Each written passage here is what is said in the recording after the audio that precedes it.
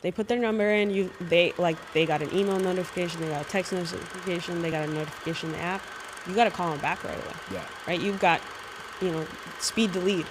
You got 5 minutes to keep their attention and get them as a client. Yeah. Less than 5 probably, before they move on to the next. If their AC is broken, they're just gonna call whoever's gonna pick up. Yeah. At the end of the day, if I'm generating leads and they're not closing them, like the marketing doesn't work, right? Yeah. So I helped with that too, but at the end of the day, I put myself in the customer's shoes, which is what I was doing in UX, customer journey.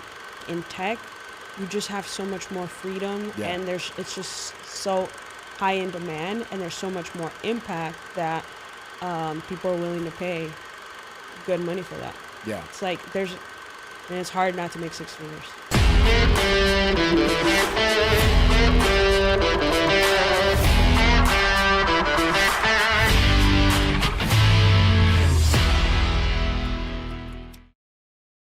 Okay, welcome back to the Tech Jobber podcast.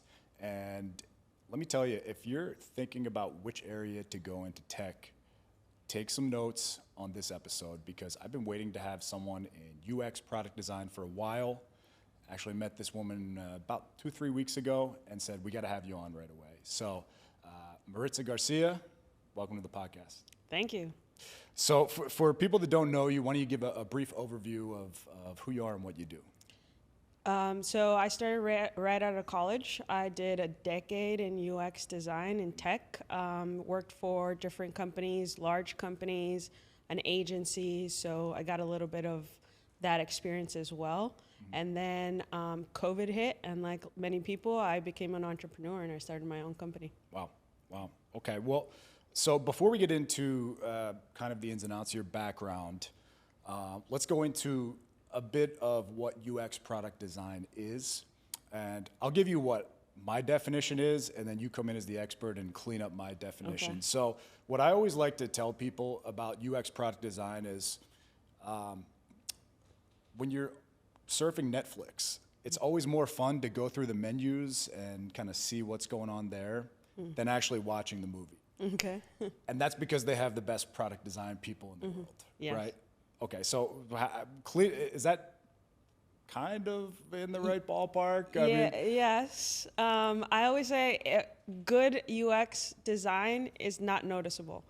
Like, it's kind of like an event coordinator, right?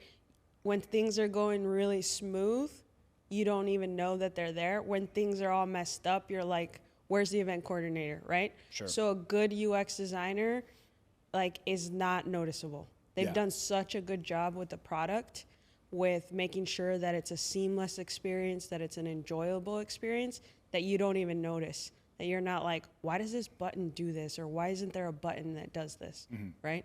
So that's basically what we do, is make sure that you enjoy using the software.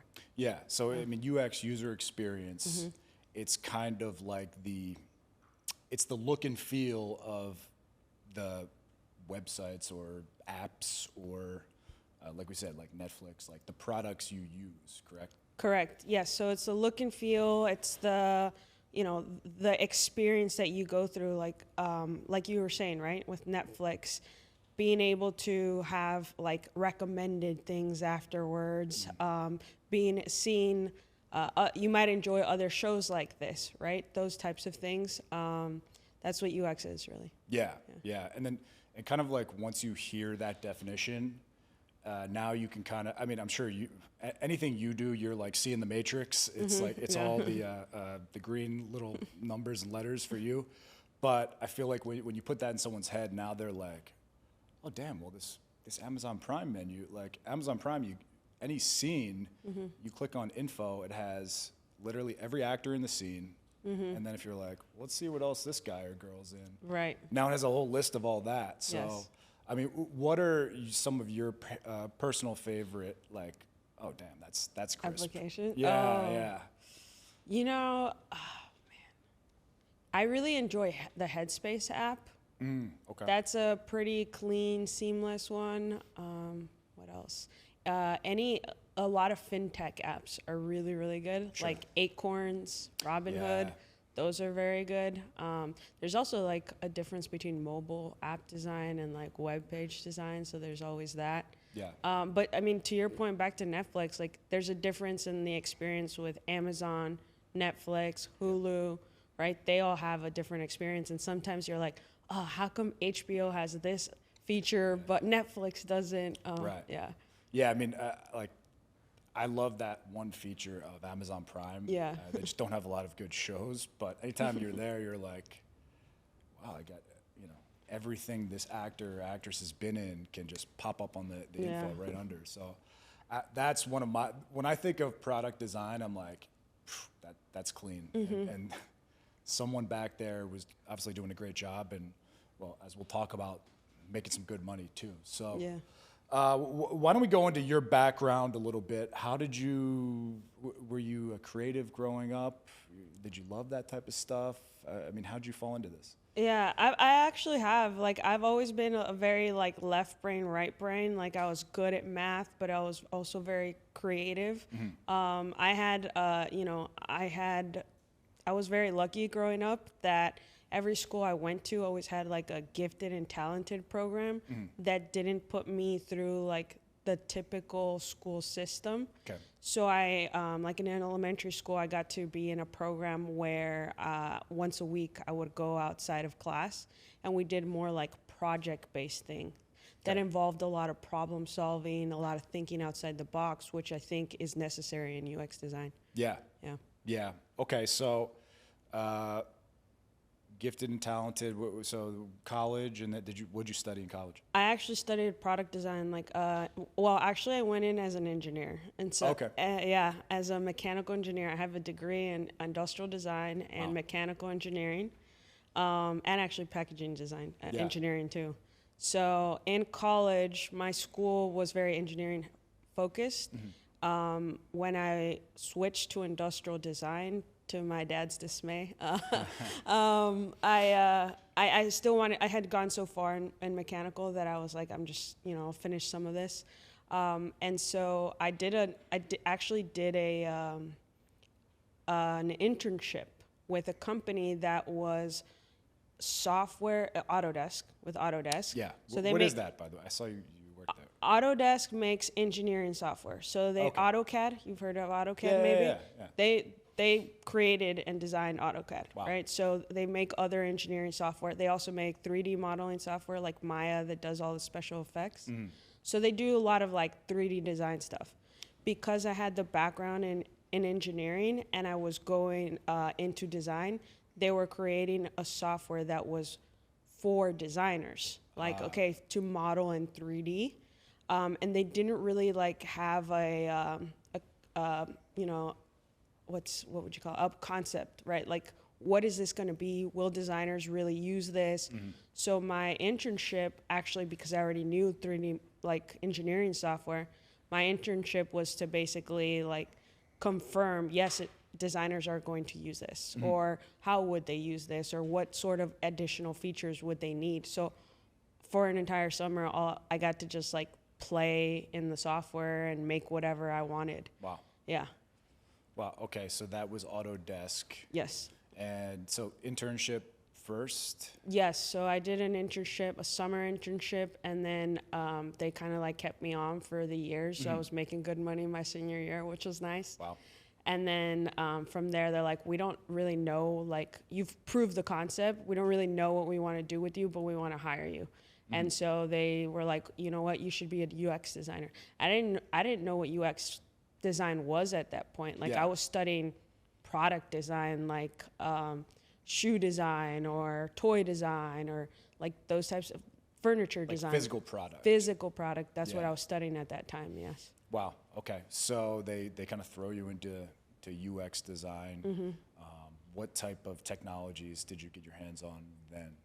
So that's when I started learning, prototyping software, Sketch, InDesign. At the time, that was like mostly what we were using at the time. Nowadays, you have Figma and all sorts of other new tech, but that was making me feel old, like almost a decade ago. Wow. So, yeah.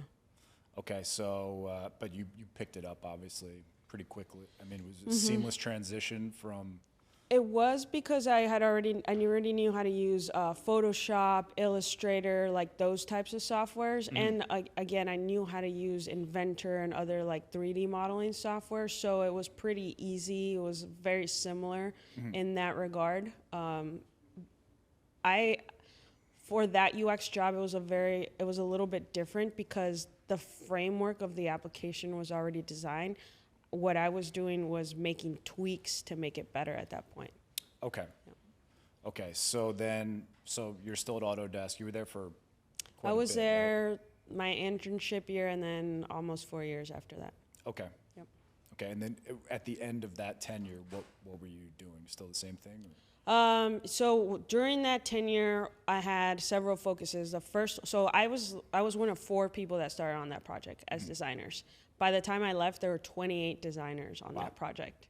Yes. So I mean, it was a lot of fun because it was like a startup ran within a large corporation. So you had the corporation money, but you had the startup like environment of like just getting to play around, getting to interact a lot with our users, which I find fun, seeing what they're building. It was a software that was for makers, right? So there were people that were making like robots, and there were people that making bike parts, and there was this group that makes 3D printed prosthetic hands for kids without fingers or limbs.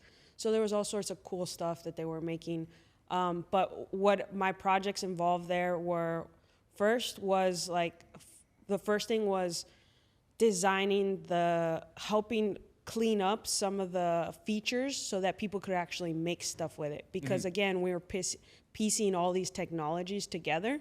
So making something that was actually useful was kind of like our first iteration. Second was there was all these people that were coming into this application and didn't really know how to use it. And so they were taking the time to fill out the form, download it, install it, everything, and then they would play around with it for 15 minutes and never use it again. Wow. So one of the big projects I worked on was like that retention, which is also UX, by the way, is like, how do we keep people in this application, like Netflix, right? Yeah. How do we keep people scrolling forever?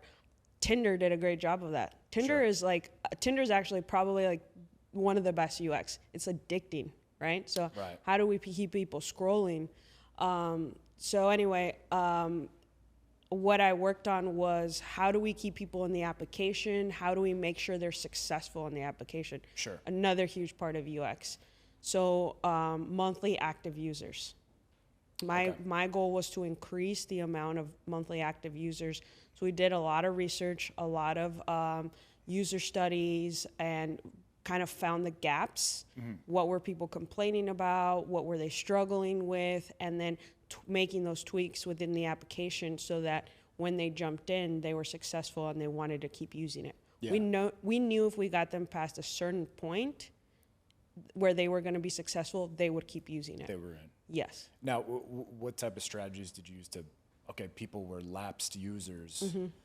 Like TikTok, if you put it down for a day, they're like, hey, did you see this? Yeah. This person you know liked this.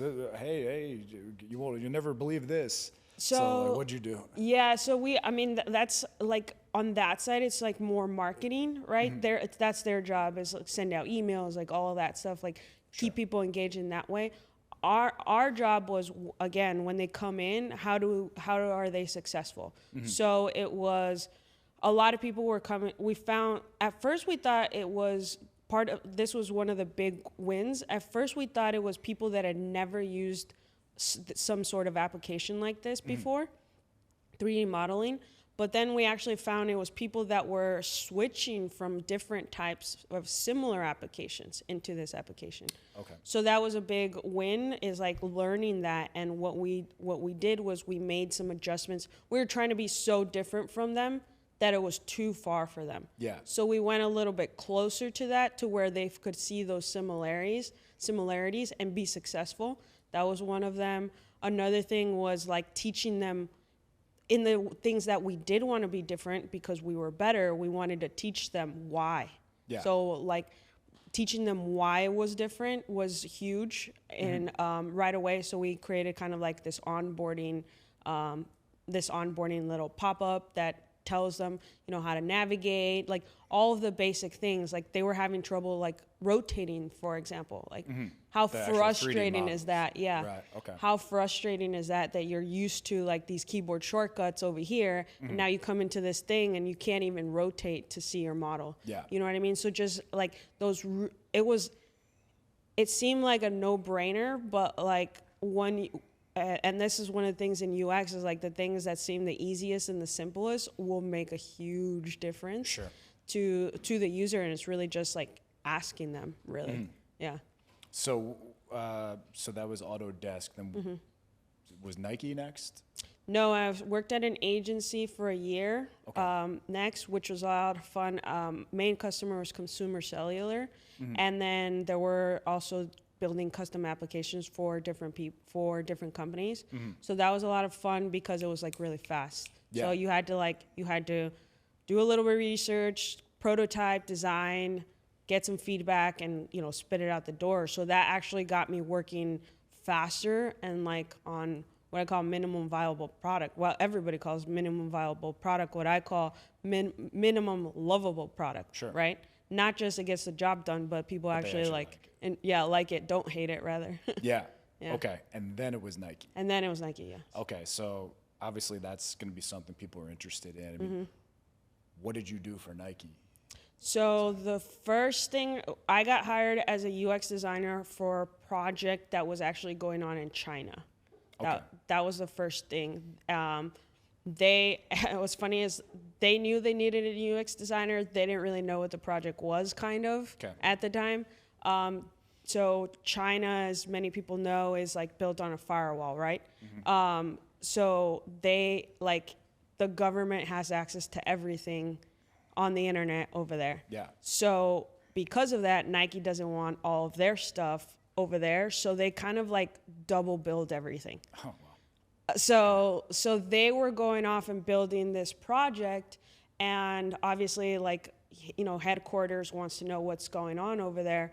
When I was at Autodesk, I actually had dev teams in China, so I got to go there a couple of times. Oh, wow. So one of the questions they asked me, they're like, they're off doing these things. You've worked with teams in China. How do you build that relationship as a UX designer? And actually, I've been a product owner as well. How do you build that relationship? I was like, you go there. Like, you have to go there. You have to, you know, eat dumplings together. You have to karaoke together. And that's how you build that relationship. Yeah. And so they said, all right, let's go to China. So get there. Yeah. So we got to go to China. And the application they were building was more on like the fulfillment side. Okay. So what happens is there's all these orders, and then a lot of them are wrong. And so then there's this team that has to go in and fix all of these orders, especially for like the smaller accounts, like mom and pop running company or whatever. Yeah. You know, they ordered 10 of something in a certain size, and then they get 9, you know. So all of those things cost money. So they were working on a way to automate that.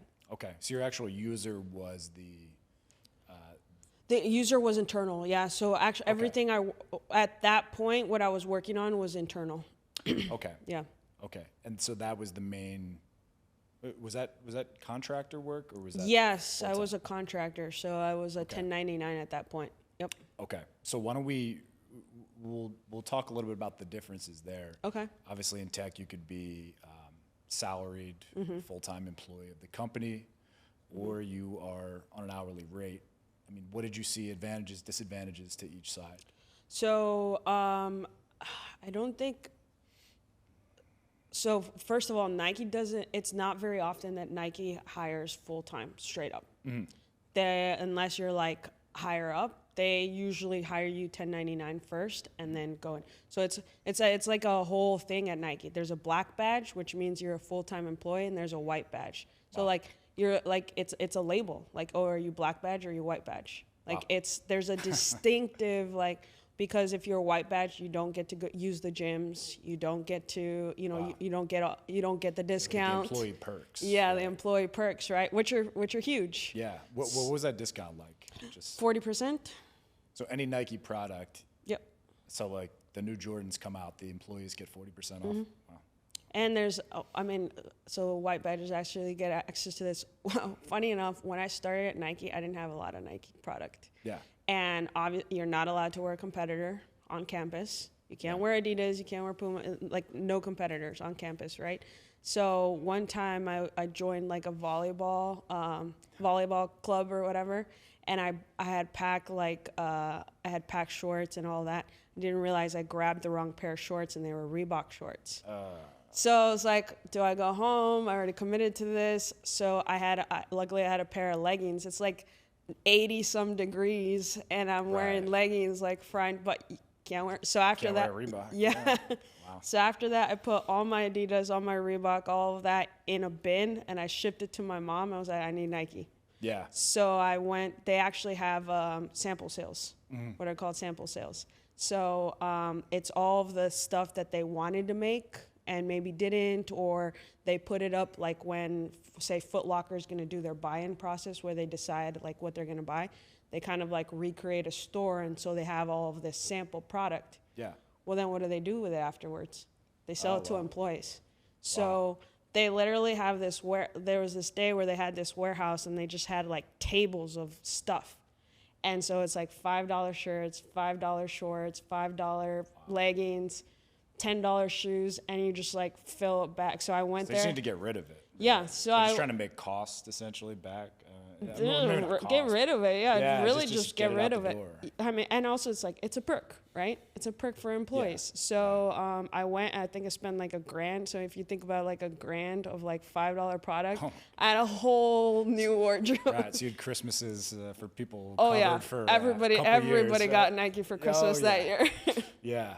I mean, that's good because I think, especially nowadays, a lot of it is like, oh, working for these big companies is so terrible, and it's like, I don't know. Sometimes some of them get some pretty good perks like this. It's the opposite, honestly. I call it the golden handcuffs. Yeah. It's, I mean, and even like when I was, as we're talking about that, there's a barber shop on campus, there's a bar on campus, there's a specific store that's only for employees. Can't go. There's the big employee store, which sometimes they give local access, but then there's a store on campus where they do limited releases, the gyms are amazing. We have athletes come on campus all the time. And it's called a campus. It's like a college campus almost. Like, it's beautiful. Like, there's no reason to ever leave, Yeah. So that was Beaverton, Oregon? Beaverton, is Oregon. Nike? Right. Correct. Okay, so yes. that's not even that close to Portland, though. It is. Oh, it is? It's like, What is it, it's like maybe 30 minutes. 30 minutes? Yeah. Okay. All right. So I actually lived in downtown Portland and drove to work And you every drove day. to work from there? Yeah. Okay. Yeah, because I was going to... I thought it was kind of out in the middle of nowhere, so I was going to be like, what was life like in Beaverton? But, okay, you were in Portland. Yeah, I lived... I actually lived, like, way east Portland, and when I got the job at Nike, I moved just for the job. And I always wanted to live downtown Portland, so I got this... Actually... This is like a visualization thing. I went and toured the apartment that I wanted to live in when I got the job at Nike, right before my interview. Yeah. So I go to this apartment. It's like on the water. It's all glass windows. And I was like, this is where I'm going to live when I get the job. Yeah. And so then when I showed up with at the interview, it was like, I already got the job. Like, I know it. I already got the job. Yeah. Okay, so, and you were 1099 the whole time there? No, so I 1099, and I don't know if you know this, like in the Northwest, there's kind of this concept where like you can't 1099 for more than 9 consecutive months. Oh wow, okay. I didn't know that. it's not like a law, but most companies have enforced it because a while ago, some employees sued Microsoft because they're like, we're 1099, we don't get any of the employee benefits, but you treat us like employees. Yeah. So a bunch of companies in the Northwest started doing this thing where you work 9 months and then you have to take 3 months off. So okay. a lot of So the 1099s. cooling period. Yep. Yeah. A lot of 1099s in at Nike have to do that. So where I was at was I had done my 9 months and I was working on this project, a new project that they didn't want me to leave. So they're like, there's this workaround. We're going to put you, I forget what it's called, but put you in this different position. And when I went to fill out the paperwork, like, do you want to sign up as a 1099 or do you want to give us an LLC? I was like, I can use an LLC. Yeah. So then at that point, I essentially became a vendor to Nike. So I had to go through a process to apply, and I became a vendor to Nike.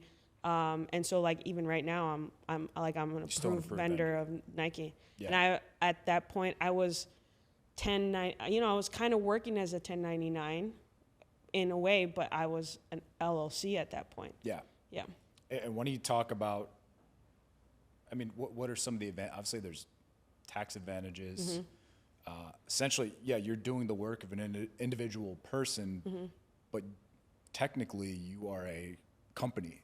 Yes. Right. So tax advantages, definitely. Like I got my full paycheck, right? Yeah. There was no Social Security, no, Medicaid, like none of that was pulled from it. And then at the end of the year, I filed as an S Corp. I think, I paid, I don't want to say like, but sure. I paid like almost no taxes that year. Yeah. So I got to keep I was pocketing more than double what I had been pocketing before. Yeah. Yeah. Yeah. And actually, after that project ended, I've been hired twice by other orgs in Nike. Once by the legal team and another by the privacy team to do like brand work and design work for them because now I'm an approved vendor of Nike. Yeah. Yeah. Yeah. Okay. So, I mean, anything else as far as the projects you did with them? Obviously, there was the China fulfillment project. Anything else interesting you did for them? So actually, when we were doing that, me and he was a product owner, essentially, we're like, hold on. We were kind of like, hold on, they're doing this over here. Why aren't we doing it over there? Yeah. Right? So Nike, there's two things. There's Nike.com, which is where you and I would go buy a pair of shoes.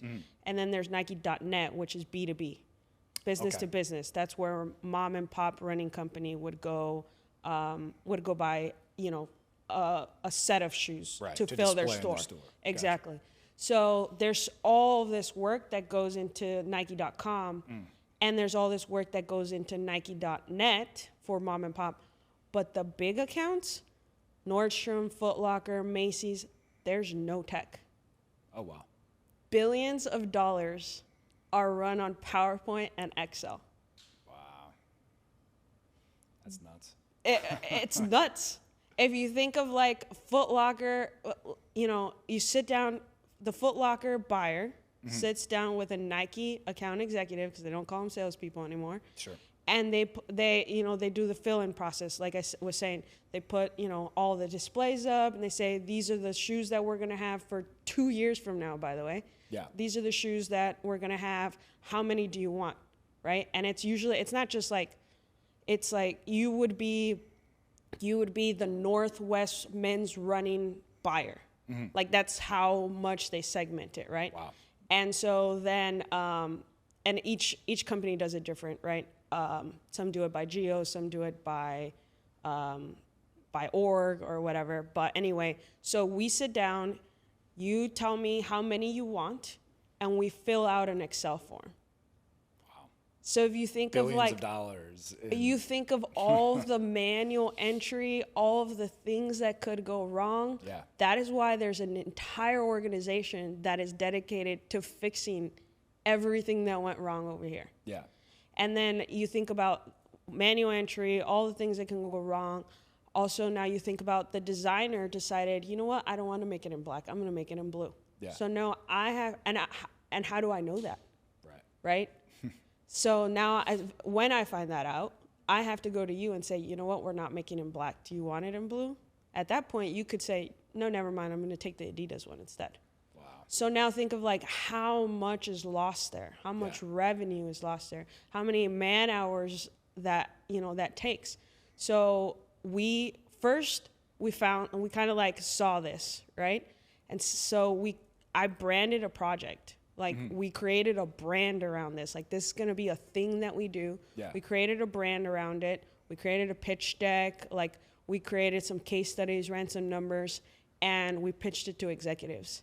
And we're like, hey, we want to go work on this. This is how much money is. I think we got like $10 million. This is how much money it's going to take. This is what kind of the game plan is. But first, we need to understand all this better. Gotcha. So then we got to go to Amsterdam, we went to Florida, we went to New York, to like the different geos. We were supposed to go to Australia, but then COVID. And we went and like kind of saw how this process was working in all the geos, and we're like, this is crazy. Yeah. So then that's what we started working on next, is like, okay, how do we automate this process? How do we design it? And a lot of my time there was spent like sitting down with these people and just mapping out, journey mapping, basically. It's called in UX, journey mapping the process and seeing like how they were doing all this, how they were handing off these sheets to different departments, how they were rolling everything up, and figuring out how could we automate this to make it better. Yeah. Yep. So you basically, you built out their internal. Yeah. So what happened was we tried to design an application for this, but then we figured out we were essentially going to be redesigning Excel because it's so complex. Yeah. So then we figured out that we could add some automations within Excel to like, to pull some of this data, basically. And so we got through some of the project. And then the other thing is like, again, they have, Microsoft, they have PowerPoint to show the shoes. Like, how do you see this number equals this shoe? Mm-hmm. So we even designed like how to be able to see that while you're working in there. Okay. And these are some of the things in UX that's like, how do you quantify that? But the value, right? Yeah.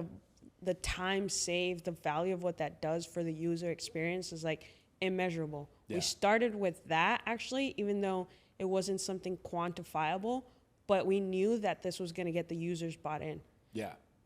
And did they put pressure on the executives? No. So here's the thing at Nike too. Did they just get it? Like, oh, this makes sense. Who? Sorry. The executives.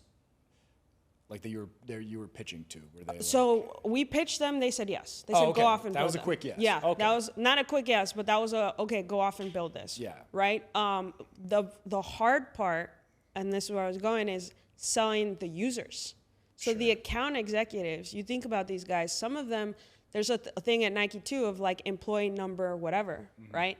It's basically like how long you've been there. So if you have a low number, you've been there a really long time. Mm-hmm. The account executives have been there a long time. Like I got to work with this guy who he was there like when, back in the Phil Knight days, he's like, we used to fax the orders in, you know what I mean? Yeah. So they have a bigger say in what the way things go, which is why nothing had been automated than most people, right? Mm-hmm. Because they had tried to make the software for them before, but they did it in a vacuum. They were like, we know you need the software. Some designers went and did it, tech built it, and then they threw it over the wall and said, here you go, go use it. Yeah. And these guys are like, no. Wow. So we did it the opposite way. We went and I got a lot of pushback for this, of like, no, let's just go build it. Even my product owner was like, let's just go build it. I'm like, no, like I don't even know what we're building. And he was like, I know, I'll tell you everything. I'm like, no, like I really pushed back, and eventually I got buy-in. Mm-hmm. And I got buy-in by listening to the customer. Like they were even, at first they were frustrated. We've done this before. We've done this many times. Yeah. We've had these conversations. Set in their ways. Yeah, for sure. You guys have tried to do this before, but the way that I did it is like I interviewed like every different department, and then I got all of them in a room and I said, this is what you think you're doing. This is what you think you're doing. This is what, and I put it up on a wall. Like I printed the journey map. Like it was an entire wall. And I was like, here's a Sharpie, here's a Sharpie. Like, what is wrong with this? Yeah. Right. And so they're like, wow, like no one's done it this way. Yeah. Right? They usually just talk at us or they ask us some questions, we fill it out or whatever. Like nobody's done it this way. And so they like, once they saw it all mapped out, they're like, why are we doing this over here? Why don't we do that? Because you don't want to automate a process that's wrong. Yeah. Right? So first I wanted to clean up the actual process. So they're like, why are we doing it this way? We can do this earlier. If we move this earlier, then we can remove all these steps. So we cleaned that all up. Yeah. And that alone, like, increased efficiency, right? Yeah. Like that alone right there And then, so then when we started to, once we started, I already had brought value to them, right? By just doing that. So that's where I started to get buy-in. Yeah. Like, okay, well, this is different than what we've done before.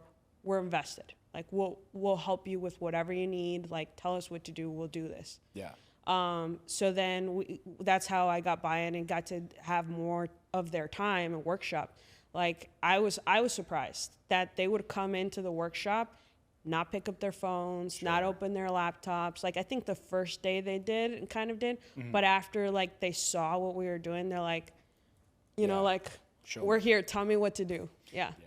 And I think that is kind of an often overlooked aspect of obviously successful people in tech is that soft skills. You didn't just say, hey, old timers, this is how you do it. You kind of finessed them a little, you know, you showed them respect and you were successful, where the other attempts were just like, okay, here's what we're doing. It's new technology. We know you're old timers. You know, okay, but this is what you're doing. And it didn't work. Right? Absolutely. So obviously your approach was the correct way.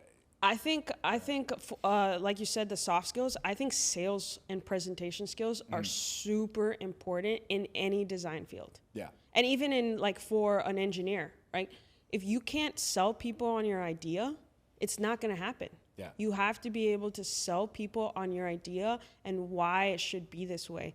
And I think that's something that I learned actually early in. I actually think I learned that like what I was saying is like these gifted and talented programs where I had to like have a project and present it. And like, I remember I did a science fair project that was actually very, very basic. Yeah. But my presentation skills and my selling was on point. I got third place in the, in the county. Yeah. And that's where I think like I learned like the idea, like great ideas are only great if they get made. Right. Right. So I think that that's really, really important is your presentation skills. And in that way, like storytelling, right? Storytelling, presentation skills. And at the end of the day, like it's all selling. Yeah. Yeah. Yeah. Okay. So then Nike, then where do you go from there? So from Nike, like I said, I was 1099. I became like essentially a consultant for them, and then and then COVID hit. So obviously Nike's got all these problems. China shut down, logistics, like everything just got put on pause. And a good and bad thing that happens at Nike is every year, and especially in like that tech org, you have to like re-pitch to get your funding. Yeah. So you have to validate your project and your idea and all that. So at that point, like funding kind of just stopped. I kept helping on a different project. I had 2 projects going on at once actually, but I kept helping on the other project. That project kind of got put on pause. And I was living in Portland downtown. It got really ugly. Yeah. COVID, all of the Antifa stuff, all of the protests, like all of that was happening. A bunch of my friends started moving away. And so I was like, well, maybe I'll move too. Where can I move? I didn't want to move back home with my parents, which a lot of people were doing. But then I kind of had this bright idea to move to Mexico. Okay. And I asked my boss, I was like, do you care if I move? He said, no, I don't care. Like, do you care if I move to Mexico? And he said, I don't care what living room you're working from as long as you're working. Wow. So I moved to Mexico. Yeah. And I lived there, and then I thought like, oh, I'll live there for a few months and they'll call me back, really, is what I thought. Yeah. But then it just kept getting extended and extended, and there was no end in sight. And so I was like, one of 2 things are going to happen. I'm going to get let go because this project is dead at this point, or I don't really want to, and at that point kind of like, I don't really want to go back. Like, no, of course. So I was like, okay, how can I make money with being remote and like essentially no money out of pocket? Yeah. So I'd already kind of done this before, built websites and stuff for people. So I started kind of like freelancing and started just building up a marketing agency. Okay. Yep. And that was all through the LLC that you it was through that same LLC. Yep. Yeah. Okay. So that takes us into current times. Okay. Yeah. And I mean, one of many reasons I wanted to have you on was to show kind of the flexibility that a lot of these tech jobs have, where, on the side, she was able to start her own agency and doing what she does in her expertise. But you can also, if someone's offering you big money, a big hourly rate to take a, hourly job, you could jump back in that while also running your agency as well, correct? Yeah, so actually after Nike, I started doing that freelance. I was like, okay, never been an entrepreneur. This is harder than I thought, right? Sure. And so then I actually took another job again. I was working a college board. Yeah. And I was doing SAT, right? Yes. SATs? Okay. Yes. It's basically, their main business model is taking information from colleges, like, all the stats, and sharing it with students, and vice versa. Students go and look, I'm interested in Harvard, I'm interested in this. And you have their SAT scores, and they sell that information back to the colleges. So that's like the main business model.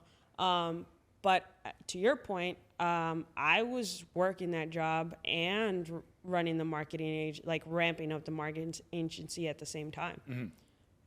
Yeah. Okay. So, what type of clients were you taking on the marketing agency? At that time, I started taking a lot of service-based businesses, HVAC companies, plumbing, logistics companies. Yeah. That's just, it happened through networking at, 10X events. Sure. And it was a completely different thing than I had done before in a way, like a different audience. Yeah. But I actually kind of liked it because they're so low maintenance and they're so, anything you make for them is like, wow, this is better than I could make. Yeah, this is beautiful, you know? And my job was to get the phone ringing. If their phone is ringing, they're getting clients. They're happy. And how did you do that? Was it, so you said website design? Yeah, so website design, SEO, ads, and content creation. Okay, so, for it, you said you're an HVAC person in Fort Lauderdale or whatever. They come to you, you organize their SEO. So someone says, "Oh, my AC went down. All right, who's an HVAC person near me?" Exactly. And basically you made sure that name popped up. Exactly. On their website. Exactly. Okay. Yeah. Okay. Yep.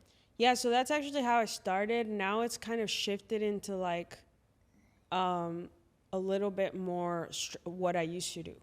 Strategy and how do I get more customers? Because essentially that's what I did, right? Autodesk, consumer cellular, maybe not so much in Nike, but how do we get more customers in the door? How do we keep them buying? How do we, how do we convert more? Yeah. And that's essentially what I'm kind of doing more of now is customer acquisition, customer retention, increasing customer value. Yeah. How do they do that, right? Yeah. And what are some kind of big concepts in that space that work for the HVAC guy in Fort Lauderdale, but also work for a large company? What are some kind of things that cross over, just big concepts?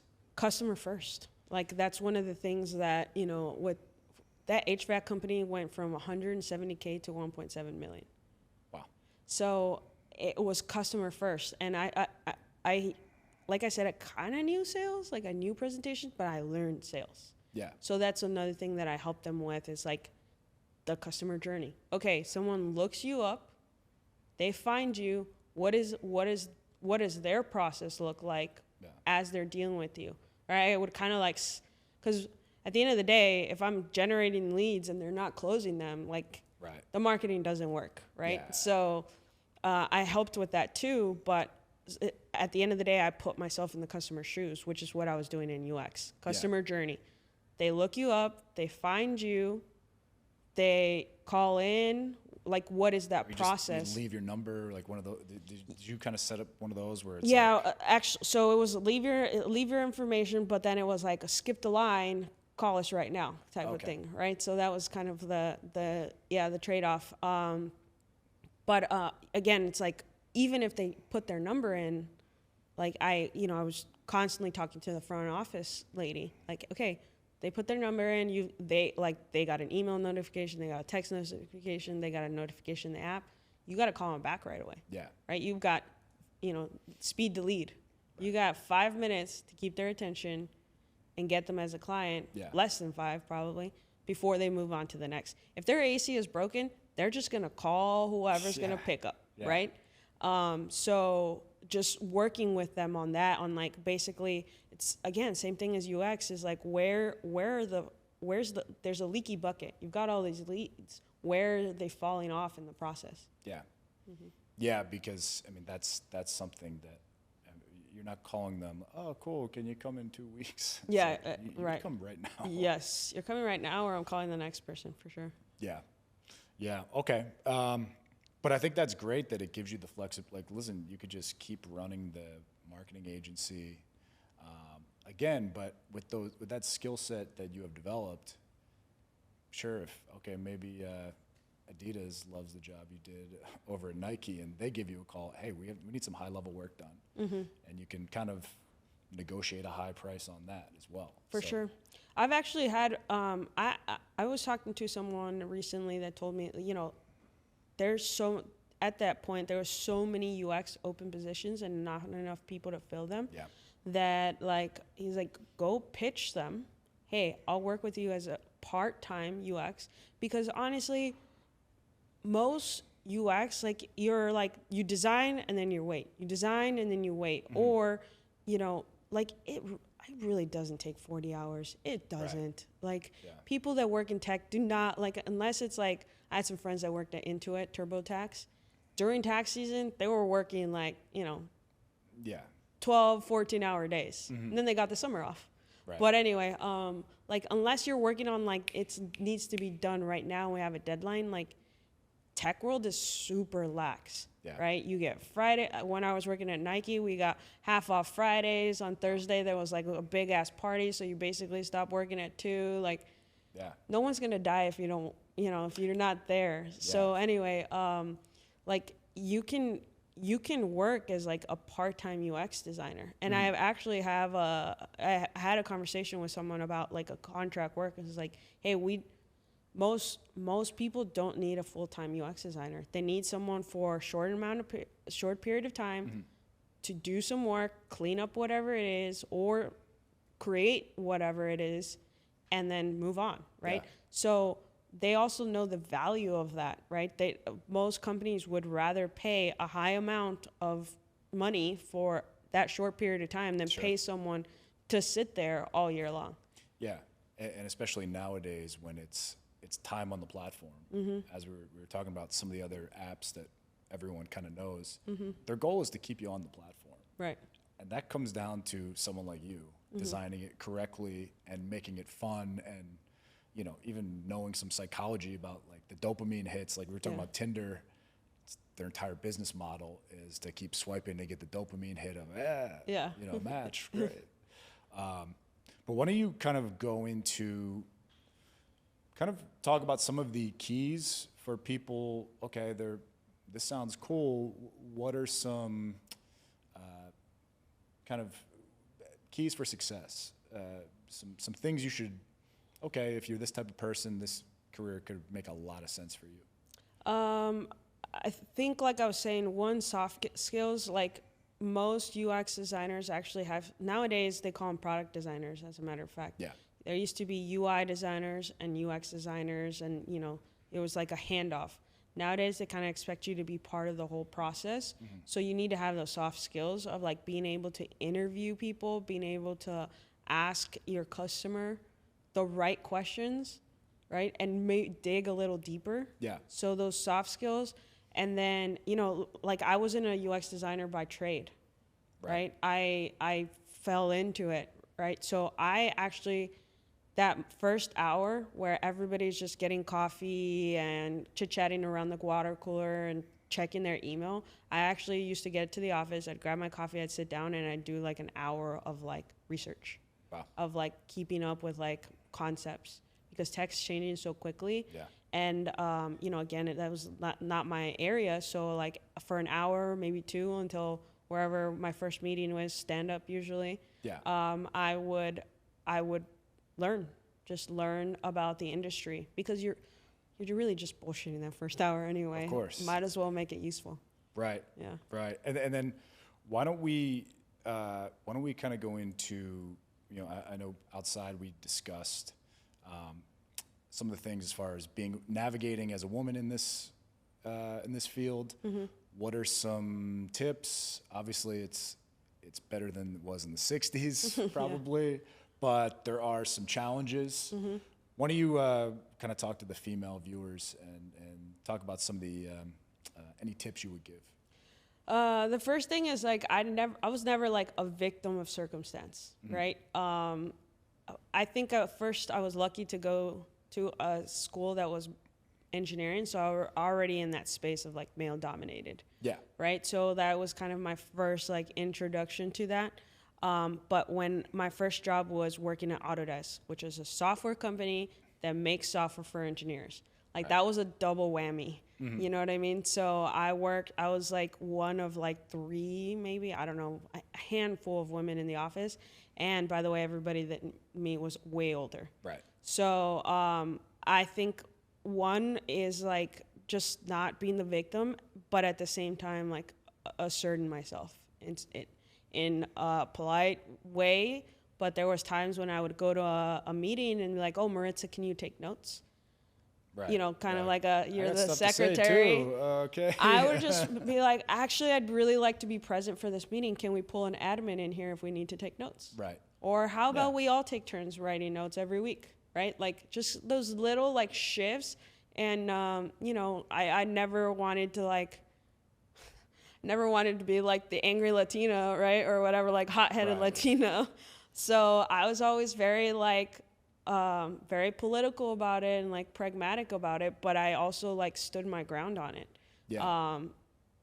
Like that I remember as like very clear example of like anytime someone asked me to like take notes or do like admin type work, I'm like, actually, you know, I have also always like over prepared, like over delivered. So I have these agenda items I wanted to discuss. So if someone else could take notes, that'd be great. Yeah. Right. So having that, I learned this. So I worked for Kellogg's for 6 months as a packaging engineer. There was this lady, she was an admin, and I'll never forget, she introduced herself and she said, you're an intern. She's like, you're a woman of color. She's like, on Fridays, they have casual Friday, and everybody comes in here and wears jeans or whatever. She's like, you should never wear jeans. She's like, you're the highest up guy, and you know, packaging engineer, head engineer. He never wears jeans on Friday. She's like, I would recommend you never do. Like, always dress above what everybody is always dressed above. So like, I always took that, like, always be better than, you know, your peers, basically. Yeah.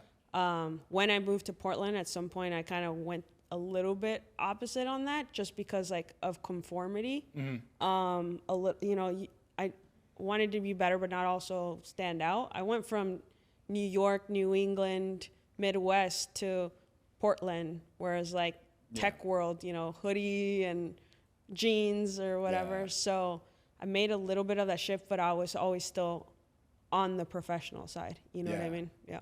No, and I've made that mistake too, where some clients, you show up in the suit, others, everyone's in like, I mean, some of these tech companies, people are in shorts and flip-flops, and you show up in the suit, it's like, who's this you guy? don't fit in. Yeah. Right. So I think that's a good, I mean, there's no hard and fast rule. If you were like in, you know, business suit at the Portland, you know, you have to know the cultural, for sure, the office culture as well. So, yeah, and that's part of it too, is like be part of the culture. Like I would see all the other women, you know, the guys would go out for beers and they wouldn't go.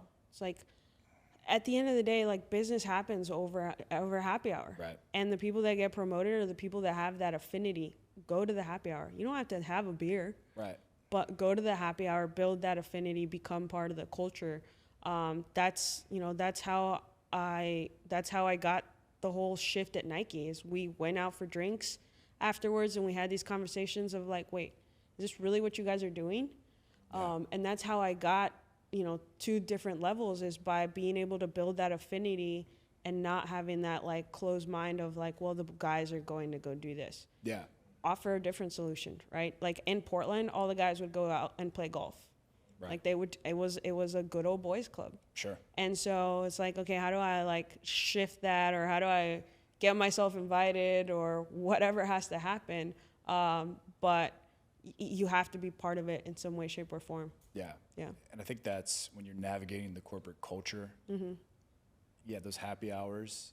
Yeah, obviously don't do it every day, Yeah. but you can get a lot of valuable information on how to navigate. Okay, what this person is really like. Okay, this person's about to leave. Maybe I can get that job. You know, so I think that is an advantage. Yeah, I remember there was we were doing a project at Autodesk, and we went down to San Francisco. We spent like 3 or 4 days in a boardroom, like UX and project management, going back and forth. It felt like a waste of time, like this roundabout way. And then we went out for drinks afterwards, and my boss, the head of UX and the head of project manager, we sat down, and I was like, all right, like, what's it gonna take? Like, kind of just like, all right, let's cut the bullshit aside. I know we did all this thing. Like, what's it gonna take? Yeah. And because they were pushing, you know, there's always a shift with UX and project management. And like, they're pushing features, like what's gonna sell, and we're pushing, it's still not gonna sell if people don't like it, right? Like, that feature's cool, but if people come in here and it sucks to use, people aren't gonna use it. Yeah. So we're always pushing. So anyway, we were like, okay, what's it gonna take to get some of our things on the list? Because that was really what we were doing, is like balancing the list of priorities. And he's like, just push back. Just tell me like what needs to be done, not all your fluffy crap, but what needs to be done, and we'll do it. Like, so we just spent 3 days, like, you know, tiptoeing around each other. It's like, this all, you know, over drinks is all it took. Yeah. And then, I mean, I see a lot of people have, you know, listen, I get for certain reasons why people have cut out drink, like don't want to be around that type of stuff. But listen, if you're in a corporate environment, sometimes that, you know, we've seen just like that scenario, it can work to your advantage. And it doesn't have to be drinks. It can be dinner, right? It can be, let's go and have, you know, let's go try this new, you're on the corporate dime. Like, let's go try this new restaurant they opened in San Francisco. We used to have ways around. One of my boss said, if you don't know how to expense it, you don't deserve it. You can't figure out how to expense it, you don't deserve it. Right. Yeah. You're not paying, so why not? I would always laugh at people that like order Bud Light. I'm like, you're holding a corporate card. Why are you ordering a Bud Light? They just made this many billion last year. They can afford the scotch, all right? Like, come on. You have a per diem, but like, if you're smart, you know, you get breakfast at the office, you get lunch at the office, and your per diem's all for dinner. Yeah. Well, I mean, I would take some people out, and they're like, I'll just do a salad. You know, we're not paying. This is on the company, you realize, right?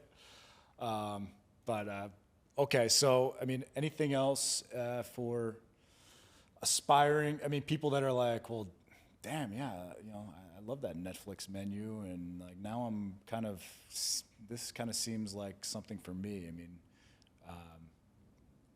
I think if like you're interested in the tech world and like, you know, making internet money, but you don't want to be an influencer, like UX is a really good path.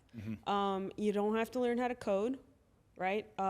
Nowadays, you know, there's a lot of bigger companies won't take like, oh, I took a coding certification. Right. They won't take that. They still expect you to like have gone to school, gotten the proper training and framework. Whereas UX, I think, is a little more lax on that. Yeah. Right. They want some sort of background that's going to complement it, whether that's sales, design, maybe even marketing. But you can go out there and learn, you know, how to be a UX designer. So I think like that's a possibility for a lot of people that are looking to get into this. And the way that I got into it, and the reason I never got out of it, is a bunch of my friends went into product design. There weren't that many jobs.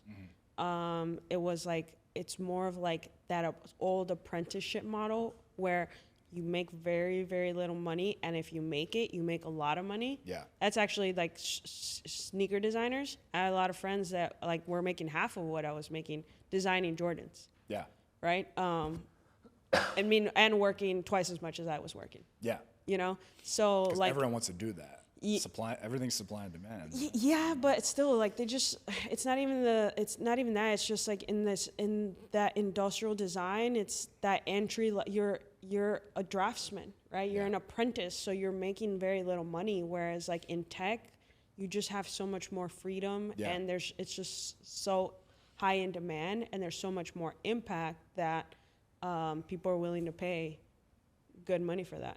Yeah, it's like it's hard not to make six figures, to be honest. Yeah, and I see it, as far as, I mean, there's very high level UX. I've seen well over 100 an hour, up to 200 an hour, in just UX architecture and stuff like that. And then obviously product design.